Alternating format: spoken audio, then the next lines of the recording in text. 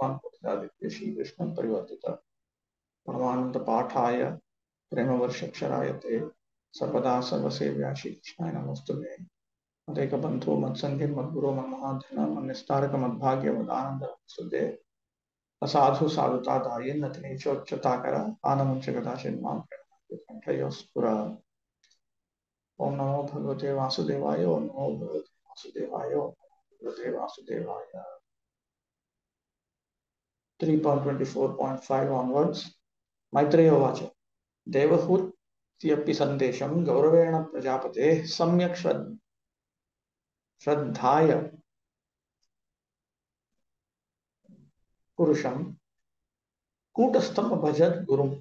Maitreya said Devahuti was fully faithful and respectful toward the direction of her husband Kardama, who was one of the Prajapatis or generators of human beings in the universe. O great sage, she thus began to worship the master of the universe, the supreme personality of God, who is situated in everyone's heart.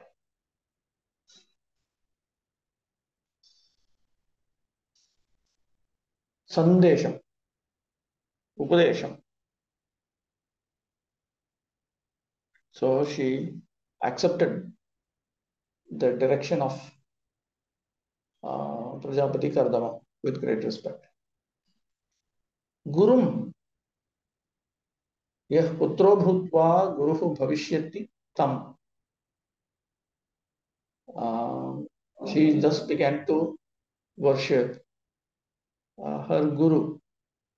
So here her guru means the one who is going to become her son and then her guru, her future guru. That is the Supreme Lord himself. This is a process of spiritual realization. One has to receive instruction from a bona fide spiritual master. Now, Prabhupada has also pointed out that here our own husband Kardama Muni himself can be interpreted to be the guru of Devahuti. See, Gauravena, she had full faith in the instruction of Prajapati Kardama with great respect, Gauravena, which indicates that she had accepted Kardama Muni also as a guru. This is the process of spiritual realization. One has to receive instruction from a bona fide spiritual master. Kardama Muni was Devahuti's husband, but because he instructed her on how to achieve spiritual perfection, he naturally became her spiritual master also. In Vedic culture, the word guru does not refer to only the Diksha guru. It's not like that. Guru means, first of all, guru means Shiksha guru, because the Diksha guru also has to give Shiksha. So, and it is not that Diksha Guru is superior to Shiksha Guru. It's not like that. Chaitanya Charitamrita says that one should honor both of them equally because both of them are equal representations of the Supreme Lord. This is if both the Diksha Guru and Shiksha Gurus are they're equally spiritually advanced. Otherwise, you have to go with whoever is more advanced. But because he instructed her on how to achieve spiritual perfection, he naturally became a spiritual master also. There are many instances wherein the husband becomes the spiritual master.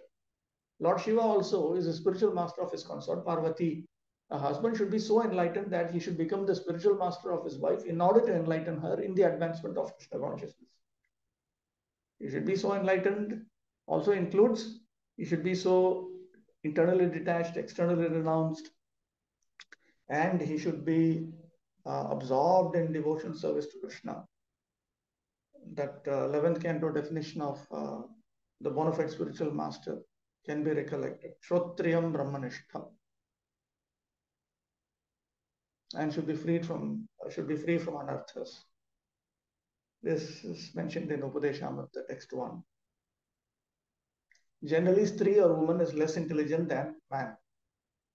For the purpose of attaining karma phala, jnana phala, yoga phala, and bhakti phala, a woman is considered less intelligent because all of that requires self-discipline. It requires proper spiritual, philosophical understanding. It requires genuine devotion to the Supreme Lord Vishnu, who is transcendental. So therefore, they are considered less intelligent.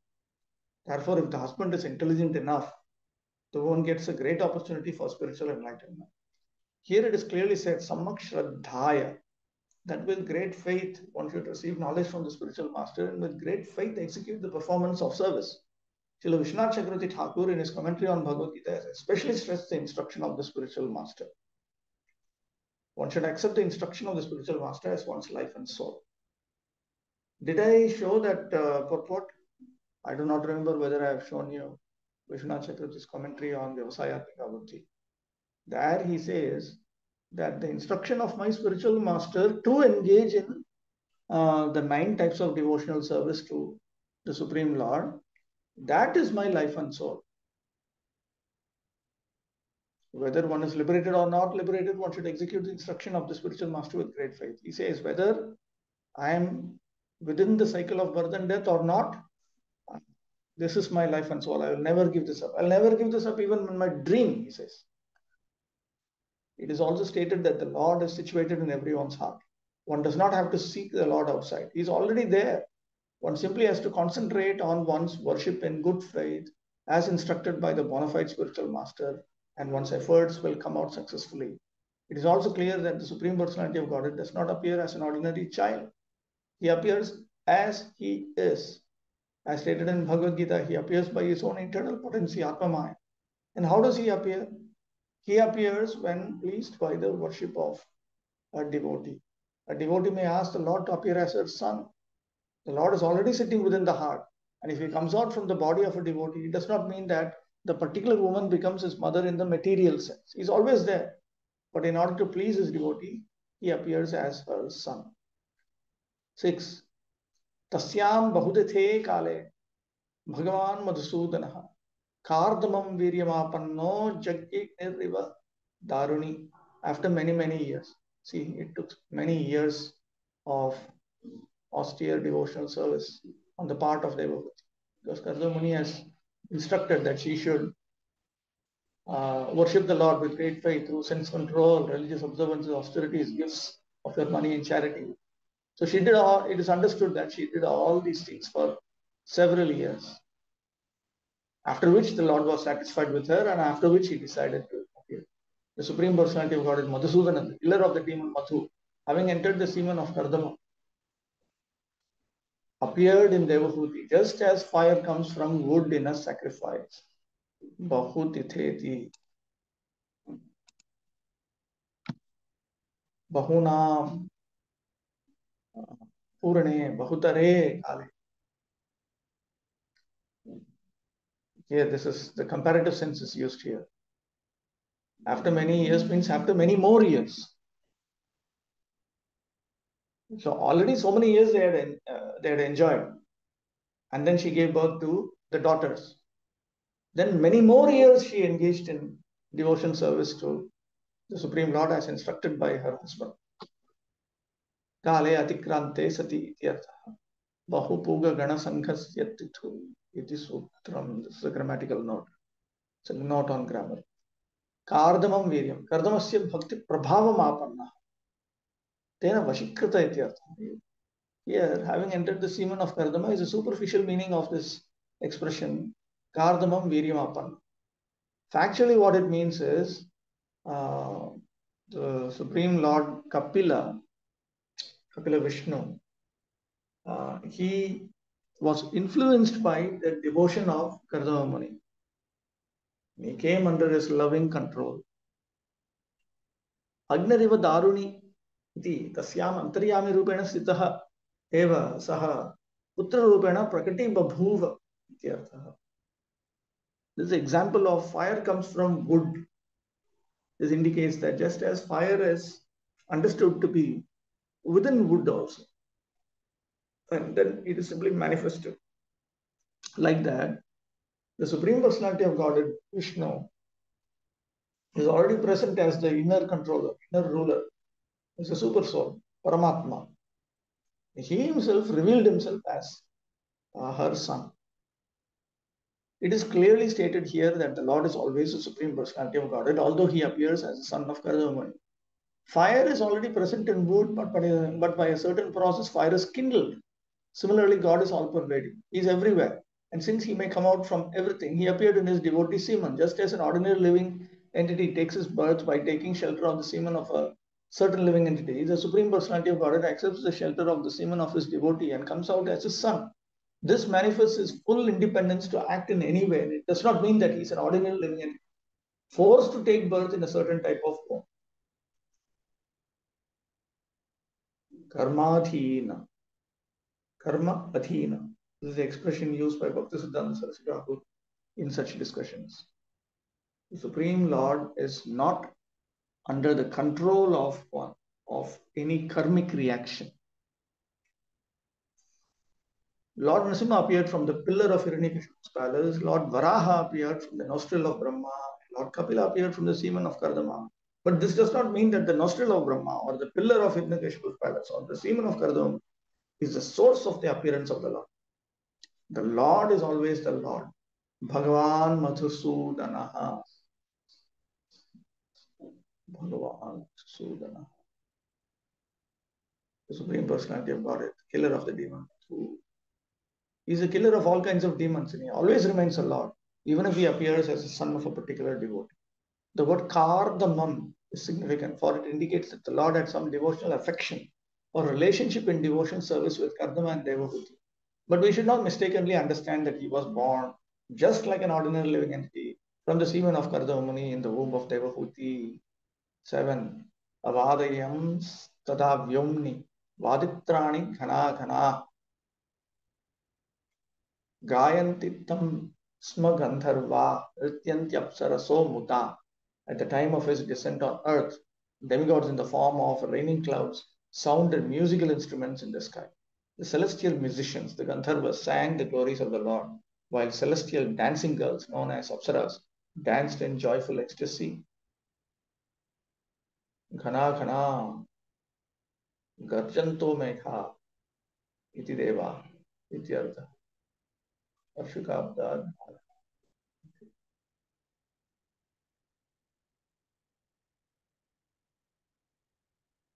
This is just coming late now.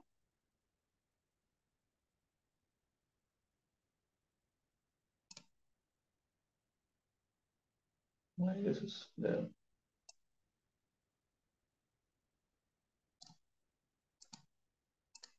Okay. So ghana ghana indicates that the clouds were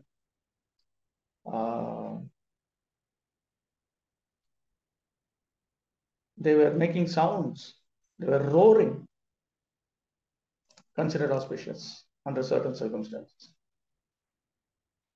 8. Petu summanaso divya khecharai rapavarjita praseduscha disha sarva ambham manamsicha. At the time of the Lord's appearance, the demigods, flying freely in the sky, showered flowers, all the directions, all the waters, and everyone's mind became very satisfied. Apavarjita kecharai apavarjita. Srishta dropped. They showered flowers, demigods. It is learned herewith that in the higher sky, there are living entities who can travel through the air without being hampered. Although we can travel in outer space, we are hampered by so many impediments, but they are not. We learn from the pages of Srimad Bhagavatam that the inhabitants of the planet called Siddhaloka can travel in space from one planet to another without impediment. They showered flowers on the earth when Lord Kapila, the son of Kardama, appeared. 9. Tat Kardamashram Padam Saraswatya Parishritam Swayambhu Sakam Rishivir Marichadivir Abhyayat. Swayambhu himself came. Brahma, the firstborn living being, went along with Marichi and other sages to the place of Kardama's hermitage, which was surrounded by the river Saraswati. Parishritam, Veshtitam, surrounded. It was surrounded by the river Saraswati. The hermitage was surrounded by Saraswati. Okay, question. Yes. Prabhu, these Siddhaloka inhabitants, they can go to any material planet they want? Generally, yes. Within the three worlds. So in previous discussion, once you mentioned that one cannot really change the planet on which he is sent to. One cannot? Like leave the particular planet given to him or where he is born and go to other planets, because every planet has its own hierarchy. Yeah, they have particular powers. Each one has particular set of particular powers. So what is the problem here? So this Siddhaloka devotees, they have a power that they are not only bound to Siddhaloka, they can go to other lokas also. Yeah, right. They have extensive travel visa. They cannot stay there, they can just go ahead and they have to come back. Look, all these rules, you'll have to look in the various Puranas and all that. Madhvacharya and group, they are the ones who study all this whole colorful world of the demigods, who has what power, how much of Vishnu Bhakti they have, how much of Vairagya they have, what powers they have, all these things. They are the ones who study all these things. I haven't gone through it yet. At some point I will. So I'll have a better understanding of all this.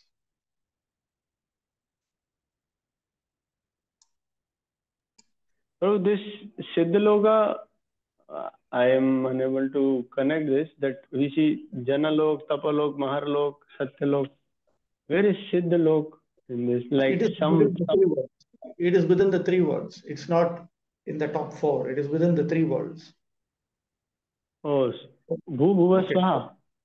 Yeah, first of all, you should understand the universe has got 14 planetary systems. The upper seven, the lower seven. In the upper seven, it is actually 3 plus 4. The top four, that is one group actually. Because, unless you are interested in spiritual progress and all that sufficiently, you don't get to become a member of, a citizen of those worlds. So everybody is talking about the three worlds. Even the demons, they want to take charge of the three worlds. Because this is where the fun is. There, everybody is simply sitting and doing meditation, this, that, what is there? So nobody is interested. They don't even want to conquer these worlds. So within the three worlds. So Siddhaloka and all that appears to be part of the three worlds.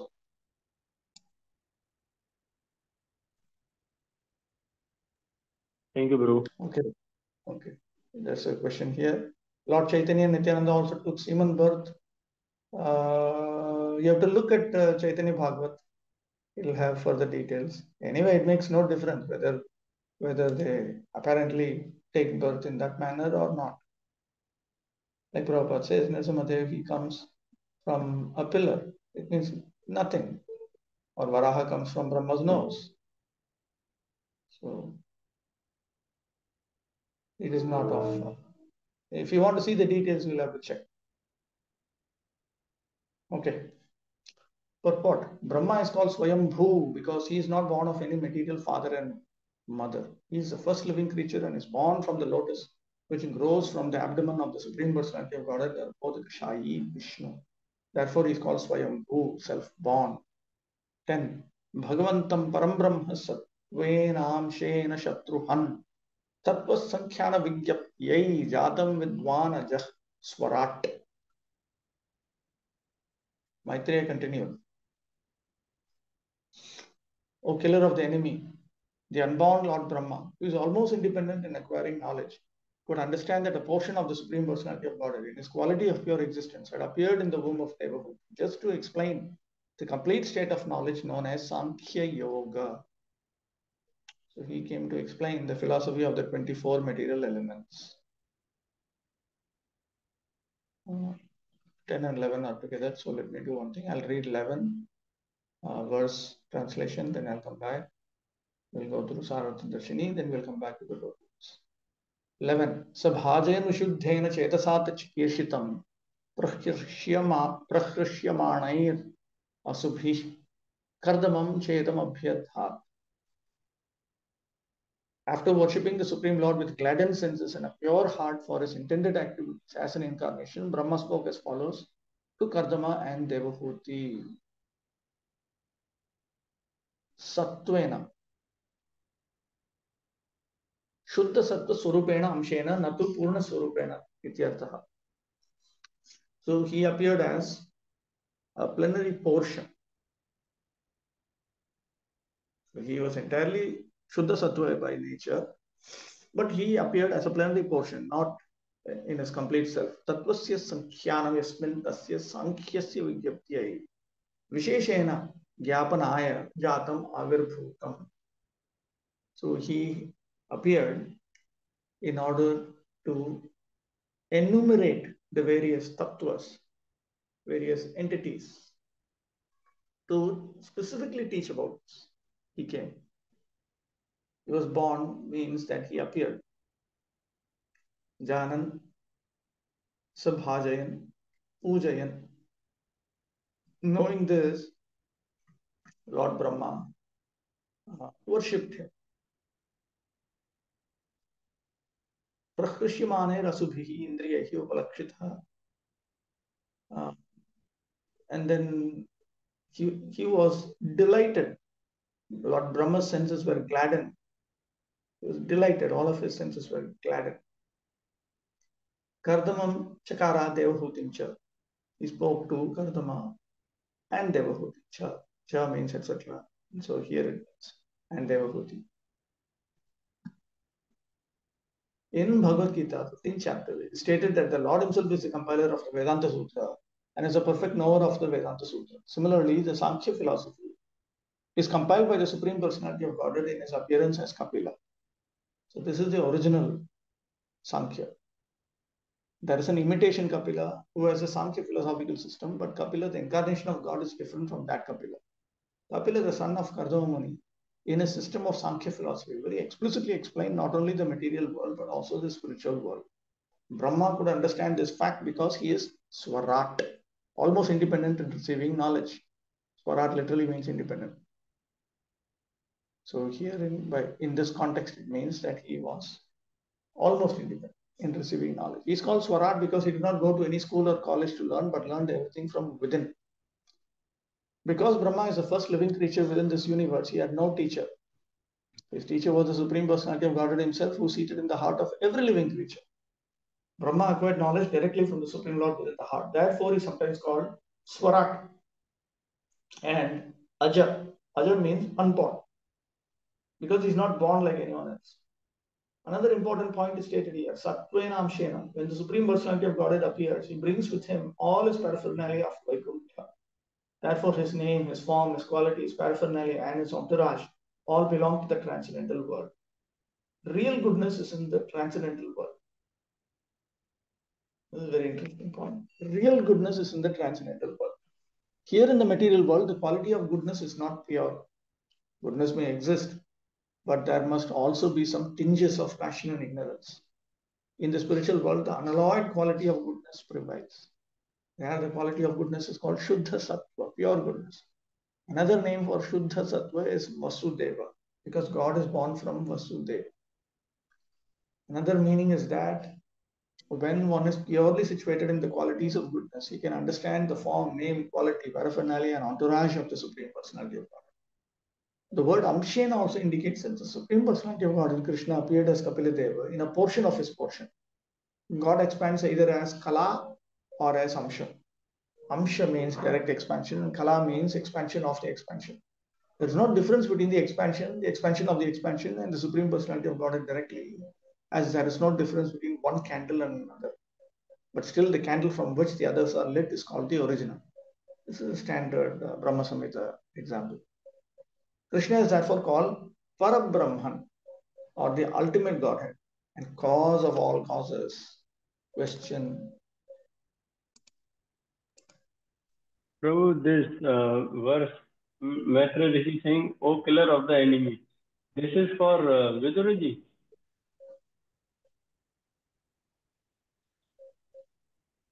Shatruhan, O killer of the enemy, Vidura. Yes. Because he was a Kshatriya, that's why. It can mean many things. For spiritualists, the enemies are always considered to be lust, anger, greed, and so on.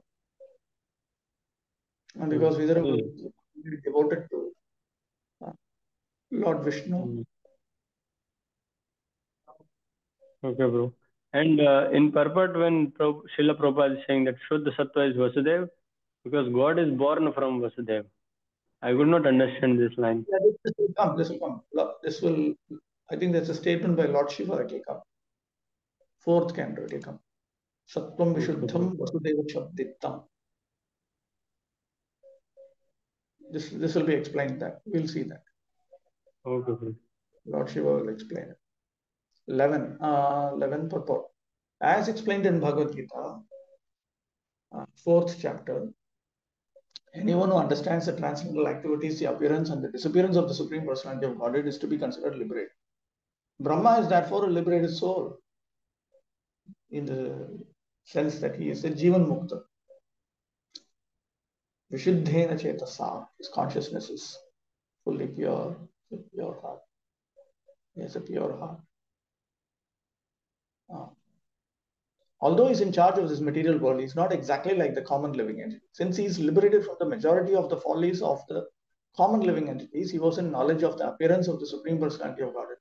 And he therefore worshipped the Lord's activities. And with a glad heart, he also praised Kardamuni because the Supreme Personality of Godhead, as Kapila, had appeared as his son. One who can become the father of the Supreme Personality of Godhead is certainly a great devotee.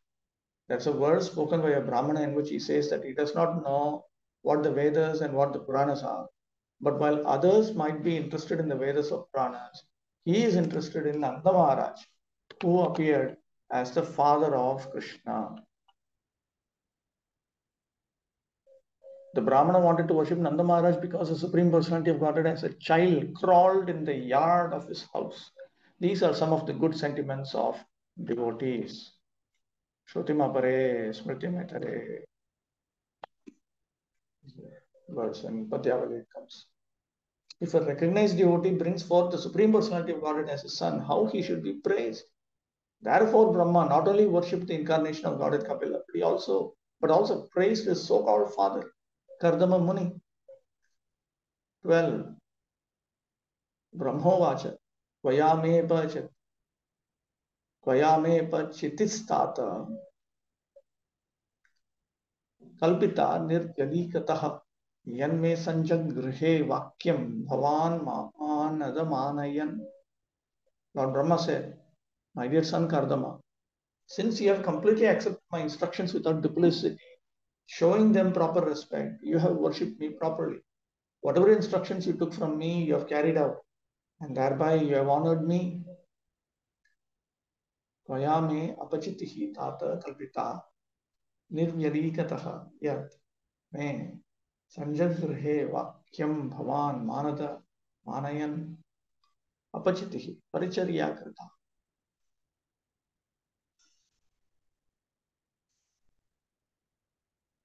You have worshipped my instructions.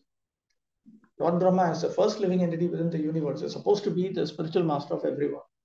And he's also the father, the creator of all beings. Kardama Muni is one of the Prajapatis, or creators of the living entities. And he's also the son of Brahma.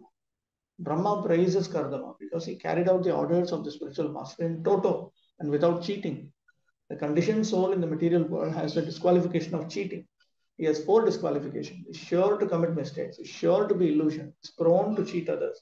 And his senses are imperfect.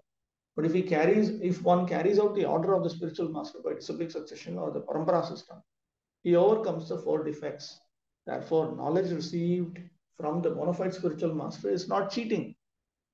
Any other knowledge which is manufactured by the conditioned soul is cheating only. Brahma knew well that Kardama Muni exactly carried out the instructions received from him, and that he actually honored his spiritual master. To honor the spiritual master means to carry out his instructions word for word. 13. Etavatyeva Shushrusha Karya Pitriputrakai Badham Mityanumanyeta Gauravena Gurur Vachaha. Sons ought to render service to their father exactly to this extent. One should obey the command of his father or spiritual master with due deference, saying, yes, sir. Putrakai, Satputrai. Good sons ought to render service to their good father exactly to this extent. Badham iti yatha agyapayasi tatha karavani. Yes, sir means I will do what you say, what you order. This, of course, obviously applies for bona fide fathers, not simply any father. Bona fide father means one who is capable of liberating his sons. He himself must be liberated. Only then you can. Only the liberator can liberate the non-liberated. The bound cannot unbind the another bound. Two words in this verse are very important. One word is pitari and another word is guroho. Pitari to the father, guroho of the guru. The son or disciple should accept the words of his spiritual master and father without hesitation. Whatever the father and the spiritual master order should be taken without argument. Yes, there should be no instance in which the disciple or the son says, this is not correct, I cannot carry it out. When he says that, he is followed. The father and the spiritual master are on the same platform because the spiritual master is the second father. The higher classes are called Dvija, twice born. Whenever there's a question of birth, there must be a father. The first birth is made possible by the actual father. And the second birth is made possible by the spiritual master. Sometimes the father and the spiritual master may be the same man, and sometimes they are different men. In any cases, the order of the father or the order of the spiritual master must be carried out without hesitation, with an immediate yes. There should be no argument. That is real service to the father or to the spiritual master. Vishwanath Chakravarti Thakur has stated that the order of the spiritual master is the life and soul of the disciples. As a man cannot separate his life from his body, a disciple cannot separate the order of the spiritual master from his life. If a disciple follows the instruction of the spiritual master in that way, he is sure to become perfect. This is confirmed in the Upanishads. The import of Vedic instruction is revealed automatically only to one who has implicit faith in the Supreme Personality of Godhead and his spiritual master. One may be materially considered an illiterate man, but if he has faith in the spiritual master as well as in the Supreme Personality of Godhead, then the meaning of scriptural revelation is immediately manifested before him. So the point is, a dependent should never disobey the order of Lord Krishna coming through the disciplic succession represented by the bona fide spiritual master. The moment he says no, he has lost the connection with the Supreme Lord. So he cannot expect to be protected or saved by the Supreme Personality of God or his representatives. 14. Imaduhitara satyas tava vatsas sumadhyama sargametam prabhavai swair brahmaishyatyanekadha. Imaduhitara satyah tava vatsas madhyama sargametam prabhavai swaih brahmaishyanti anekadha. Lord Brahma then praised Gargamuni's 9 daughters, saying, all your thin-waisted daughters are certainly very chaste. I am sure they will increase this creation by their own descendants in various ways. Tava putraha yadi ajanishyanta tatapi evam sargaha na avardhishyata yatha tabhihi duhidrabhihi sargaha vistarayishyate.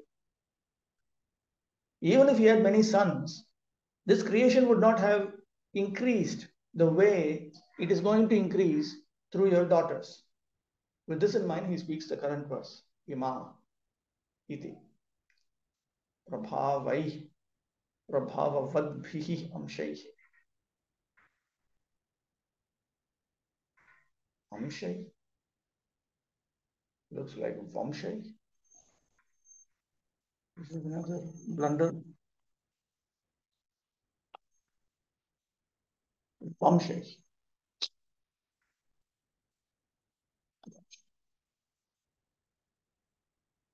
So they're going to increase this creation through their own powerful vamshas, lineages of descendants. In the beginning of creation, Brahma was concerned more or less with increasing the population. He saw that Gargamuni had already begotten nine daughters. He was hopeful that through the daughters, many children would come who would take charge of the creative principle of the material world. He was therefore happy to see them. The word Sumadhyama means a good daughter of a beautiful woman. If she has a thin waist, a woman is considered very beautiful. All the daughters of Karja Muni were of the same beautiful feature. 15. Atastam Rishimukhyabhyo Yatha Yatha Ruchi Atmajah Parirehyadya Vistranihi Yasho Bhuvi. Therefore, today, please give away your daughters to the foremost of the sages with due regard for the girls' temperaments and likings, and thereby spread your fame all over the universe. The 9 principal rishis or sages are Marichi, Atri, Angira, Pulastya, Pulaha, Kratu, Bhrigu, Vasishtha, and Atharva. All these rishis are most important, and Brahma desired that the 9 daughters already born of Karja Muni be handed over to them. Here, 2 words are used very significantly: Yatha Sheelam and Yatha Ruchi. Yatha Sheelam means according to temperament. Yatha Ruchi means according to taste. The daughter should be handed over to the respective rishis, not blindly, but according to the combination of character and taste. That is the art of combining a man and woman in marital relationship. Man and woman should not be united simply on the consideration of sex life, on the basis of attraction. There are many other considerations, especially character and taste. If the taste and character differ between the man and woman, their combination will be unhappy. So they may initially be happy, but how many days, weeks, months, or years will they be happy? The calculation is for whole life until you die. Say you marry at the age of 25 and say you're going to die at the age of 75. 50 years, 5 decades. How many decades will they be peaceful? Forget happiness. Peaceful. Peaceful is in between happiness and unhappiness. At least peaceful. That consideration was there. Okay. Even about 40 years ago in Indian marriages, the taste and character of the boy and girl were first of all matched, and then they were allowed to marry. This was done under the direction of the respective parents. The parents used to astrologically determine the character and tastes of the boy and girl, and when they corresponded, the match was selected. This boy and this girl and this boy are just suitable, and they should be married. Other considerations were less important. The same system was also advised in the beginning of the creation by Brahma. Your daughter should be handed over to the rishis according to taste and character. Okay. According to astrological calculation, a person is classified according to whether he belongs to the godly or demoniac quality. In that way, the spouse was selected. A girl of godly quality should be handed over to a boy of godly quality. A girl of demoniac quality should be handed over to a boy of demoniac quality. Then they will be happy. There's something in between also that's called human quality. But if the girl is demoniac and the boy is godly, then the combination is incompatible. They cannot be happy in such a marriage. Or the reverse. The girl is godly and the boy is demoniac. These are all psychological characteristics. At the present moment, because the boys and girls are not married according to quality and character, most marriages are unhappy in the long run, and there is divorce. There is divorce or there is infidelity. It is foretold in the 12th canto of the Bhagavatam that in this age of Kali, married life will be accepted on the consideration of sex only. When the boy and girl are pleased in sex, they get married, and when there's deficiency in sex, they separate. That is not actual marriage, but a combination of men and women, like cats and dogs. Therefore, the children produced in the modern age are not exactly human beings. Human beings must be twice born. A child is first born of a good father and mother, and then he is born again of the spiritual master and the Vedas. The first mother and father bring about his birth into the world. Then the spiritual master and the Vedas become his second father and mother. Shruti is considered the mother. According to the Vedic system of marriage, for producing children, every man and woman was enlightened in spiritual knowledge.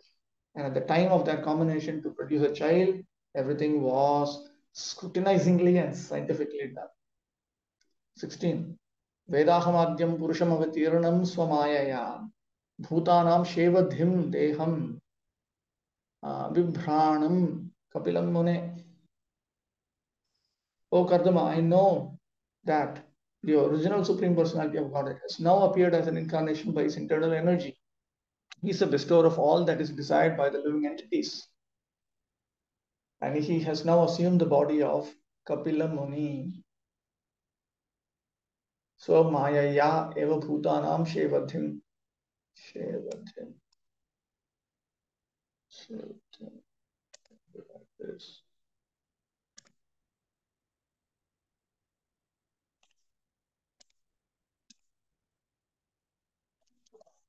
Shevadhim. Nidhim. Sarvabhishta pradam. So the Supreme Lord himself is considered to be a treasure or the bestower of all that one desires. Sattvika Jnanadi Pradataram. He provides Sattvic Jnana and so on. He teaches one how to engage in the process of Jnana, which is Sattvic in nature. Yes. Okay. Vastutastu Nityadeham evam avatirnam. Here he is saying he has now assumed the body of Kapila Muni, but factually his body is eternal. So it is understood that his assuming the body of Kapila Muni means who has revealed himself in the form of Kapila Muni. In this verse we find the words Purusham Avatirnam Swamayaya. The Supreme Personality of Godhead is everlastingly, eternally the form of Purusha, the predominator or enjoyer. And when he appears, he never accepts anything of this material energy. The spiritual world is a manifestation of his personal internal potency, whereas the material world is a manifestation of his material or differentiated energy. The word Swamaya by his own internal potency indicates that whenever the Supreme Personality of Godhead descends, he comes in his own energy. He may assume the body of a human being, but that body is not material. In Bhagavad Gita, it is therefore clearly stated that only fools and rascals, moodhas, consider the body of Krishna to be the body of a common human being. The word Shevadhim means that he is the original bestower of all the necessities of life upon the living entities. In the Vedas also it is stated that he is the chief living entity and that he bestows all the desired necessities of other living entities. Because he is the bestower of the necessities of all others, he is called God. The Supreme is also a living entity. He is not impersonal. As we are individual, the Supreme Personality of Godhead is also individual. But he is a supreme individual. That is the difference between God and the ordinary living entities. Okay, it's 9 o'clock. Let's stop with that. Anchakalpatarubhyascha kripasindhubhyevacha bhutanam pavanebhyo vaishnavebhyo namo namaha. Let's stop with this.